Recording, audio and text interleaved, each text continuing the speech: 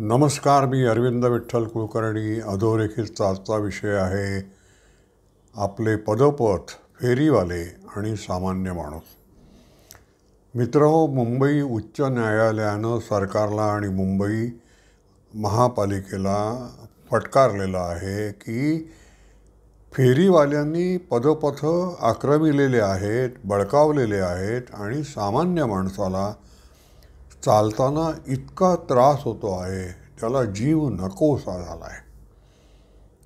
आणि या विषयात महापालिका आणि सरकार हे आक्रमण मोडून काढत नाही आहे आणि तटस्थपणे, उदासीनपणे सामान्य माणसाच्या रस्त्यावर चालणाऱ्या ज्या हालअपेष्टा होतात त्याकडे बघत आहे. मुंबई महापालिकेला आणि सरकारला चांगलंच कान उघडणी चांगलीच मुंबई उच्च न्यायालयानं सुमोटो हा विषय हातात घेऊन केलं हे महत्त्वाचं आहे. इतका हा विषय महत्त्वाचा आहे. फेरीवाल्यांनी पदपथ बळकावणं. मित्र हो, ईश्वर आपल्याशी बोलतो असं म्हणतात. तो प्रत्यक्ष बोलतो की नाही माहीत नाही, पण तो अनेक माध्यमातून बोलतो आणि तुम्हाला सावध करत असतो, येणाऱ्या संकटाची चाहूल देत असतो. आज आपल्याशी ईश्वर मुंबई उच्च न्यायालयाच्या माध्यमातून बोललेला आहे की सांभाळा, तुमचं जे सगळ्यात महत्त्वाचं आहे तुमच्या जवळ ते कोणीतरी बळकावत आहे, आत्ताच सावध व्हा. आपण हा विषय जरा नीट समजून घेऊ. कसं असतं, आपण घराबाहेर पडलो की रस्ते आणि पदपथ अशा दोन गोष्टी आपल्या डोळ्यासमोर असतात.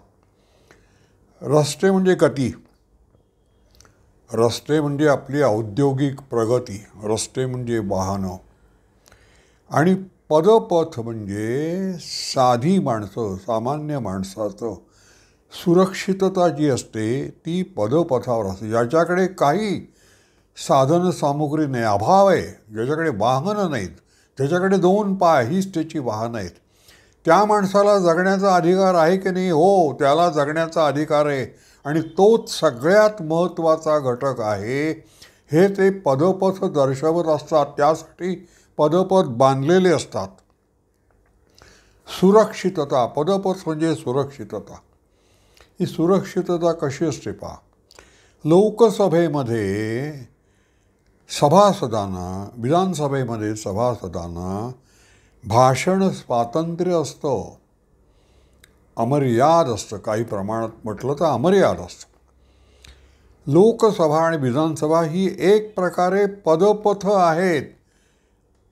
तिथे अपघात होणार नाही, तुम्हाला पाहिजे ते बोला मोकळेपणानं. पदपथावर जसे तुम्ही मोकळेपणानं चालू शकता, तिथे अनधिकृत काही नसतं, नसायला पाहिजे.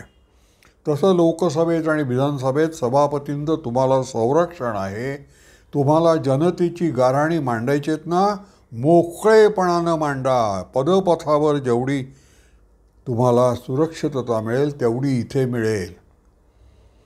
आता रस्ते संस्कृती काय आहे? रस्ते संस्कृती ही सुद्धा वाह्यात नाही आहे. रस्त्याला एक संस्कृती आहे, लेन्स आहेत. त्या लेन्स तुम्ही बदलू शकत नाही, तुमच्या मनाला येईल त्याप्रमाणे. वेग मर्यादा आहे रस्त्यावर, तरीसुद्धा ही वेगमर्यादा जे ओलांडतात, लेन्स जे ओलांडतात आणि ज्यांना पुढे जायचं असतं, पुढे जाणं, इतरांना मागे टाकणं आणि कसंही करून पुढे जाणं, ते मग पदपथावर चढतात आणि अपघात होतो. फेरीवाले नुसते बळकावतात पदपथ असं नाही. ही रस्त्यावरची जी हल्लीची तरुण मुलं दारू पिऊन गाड्या चालवतात, हे सुद्धा पदपथ हे आपलं एक रस्त्यासारखंच, आपल्या गाडीखाली येणारा तो एक भूमीचा भाग आहे असं ते समजतात. ते रस्ते आणि पदपथ यात अंतर ठेवायला माणसांनी शिकलं पाहिजे. ते अंतर ठेवलं जात नाही तेव्हा ते बळकावले जातात पदपथ. तो भेद लक्षात नाही येत. रस्ते म्हणजे काय आणि पदपथ म्हणजे काय? पदपथ ही सुरक्षितता आहे. रस्त्यावर जो अफाट वेग आहे त्यापासून सुरक्षितता आहे. पदपथावर त्यामुळे आक्रमण. हे सगळ्या आपल्या जीवनामध्ये तुम्ही आता वर्तमानपत्रामध्ये 60 वर्षाच्या माणसानं 7 वर्षाच्या नातीवर बलात्कार केला अशा बातम्या वाचताना, अहो तो 60 वर्षाचा माणूस घरात आहे, तो पदपथ आहे, त्याच्यावर विसंबून त्या 7 वर्षाच्या मुलीचे आईवडील कामावर जात असतात. पदपथावर जेवढी सुरक्षितता आहे तेवढी या मुलीच्या आजोबांकडे आहे असं मानलं गेलेलं आहे. या आपल्या परंपरा आहेत. पण रस्त्यावर वाहन, वेग, माझ्या भावना सगळ्यात महत्त्वाच्या.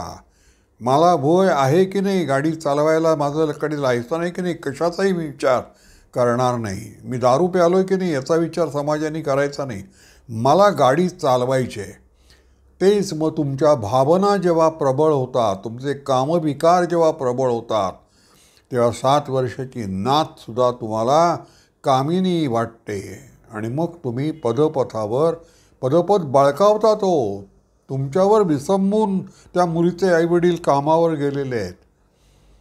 याचा फार मोठा आशय हो.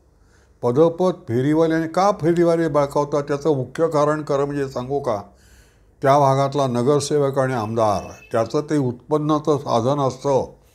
तो त्यांच्याकडून पैसे खातो आणि त्यांना बेकायदा त्या पदपथावर आपला गाळा टाकायला अनुमती देतो, स्वातंत्र्य देतो. अर्थात तो नगरसेवक आणि आमदार पैसे खातो याचा अर्थ महापालिकेतले आणि सरकारातले जे अधिकारी असतात त्यांचा त्याच्यात वाटा असतोच. तर हे सगळं मोठं रॅकेट आहे. आणि ते रॅकेट केवढं आहे, तुम्ही आता दिल्लीमध्ये अरविंद केजरीवाल का अटकेत आहेत, कारण ते पदपथ, तिथली जी सुरक्षितता, सामान्य माणूस, साधी माणसं यांनी तुमच्यावर विसंबून तुम्हाला मतं दिलेली आहेत. तुम्ही त्यांच्या जीवनावर, खाजगी जीवनावर, त्यांच्या मर्यादांवर अतिक्रमण करतायत, त्यांच्या सभ्यपणावर अतिक्रमण करतायत. पूर्वी घरामध्ये सुरक्षितता होती, जशी पदपथावर असते तशी घरामध्ये सुरक्षितता होती.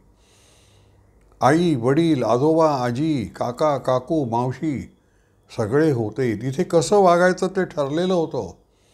प्रत्येकाची जशी पदपथावर असते तशी तिथे. काय झालं मग, TV आणि मोबाईल. जसं रस्त्यावरचं वाहन पदपथावर चढतं, तसं घरातल्या सुरक्षिततेवर, शांततेवर, एकोप्यावर, सामंजस्यावर TV आणि मोबाईलने आक्रमण केलं. आपली कुटुंब व्यवस्था धोक्यात आहे. आपण ते ओळखलं नाही. आपण एकमेकाशी बोलतसुद्धा नाही. घरात आल्यानंतर आपण मोबाईलशी व्यस्त असतो, मोबाईलमध्ये. अहो हेच मोठ्या प्रमाणावर देशपातळीवर आहे. चीन आणि पाकिस्तान. अरुणाचल चीन आपला आहे म्हणतो म्हणजे काय, जसा तो फुटपाथ फेरीवाला बळकावतो आणि तुम्ही दुर्लक्ष करता, त्याचं मोठं रूपांतर चीन, अरुणाचलवर चीन हक्क सांगतो म्हणजे काय, त्याचा वेळीच बेमोड करायला हवा आहे.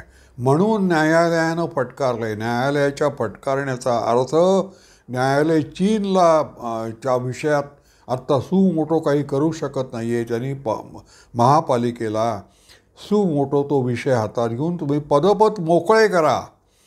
पदपथावर सामान्य माणूस हा सगळ्या आपण अंत्योदय म्हणतो, तो अंत्योदयाची कल्पना आहे. पदपथावर सामान्य माणूस मोकळेपणानं वावरू शकला पाहिजे आणि त्याचं स्वातंत्र्य, त्याचे अधिकार, त्याचा मान हा सगळ्यात महत्त्वाचा असला पाहिजे. वाहन आहे म्हणून त्याला सामान्य माणसापेक्षा अधिक अधिकार नाही प्राप्त होणार. वाहनवाल्यांनी आपली मर्यादा सांभाळली पाहिजे, वेगमर्यादा. आणि फुटपाथवाल्याकडे आदरानं बघितलं पाहिजे, फुटपाथवरून चालणाऱ्याकडे, पदपथावरून चालणाऱ्याकडे. फेरीवाले बळकावतात म्हणजे काय, जेव्हा फेरीवाल्यांना हुसकावून लावणं, याचा अर्थ भारत सरकारच्या संरक्षण मंत्रालयानं आणि सेना दलानं चीनला अरुणाचलावर पुन्हा अधिकार सांगणार नाही या दृष्टीनं बंदोबस्त करण्यासारखं अतिशय महत्त्वाचं आहे. तर इतका मोठा अर्थ आहे. ईश्वर आपल्याशी हे बोललाय असं आपण समजून चालूया न्यायालयाच्या माध्यमातून. तर सरकार आणि महापालिका त्यापासून योग्य तो बोध घेतीलच, पण प्रत्येक नागरिकानं, प्रत्येक माणसानं आपल्या मर्यादा काय आहेत त्या ओळखल्या पाहिजेत आणि त्या सांभाळल्या पाहिजेत. अगदी वाटेल ते झालं तरी त्या सांभाळल्या पाहिजेत. आणि पदोपद सुरक्षित आहेत म्हणजे कुटुंब व्यवस्था सुरक्षित आहे, म्हणजे देश सुरक्षित आहे असं मानलं पाहिजे आणि त्या दृष्टीनं पावलं टाकली पाहिजेत. माझा व्हिडिओ आपल्याला आवडला असेल तर लाईक करा, शेअर करा आणि सबस्क्राईब करा. धन्यवाद.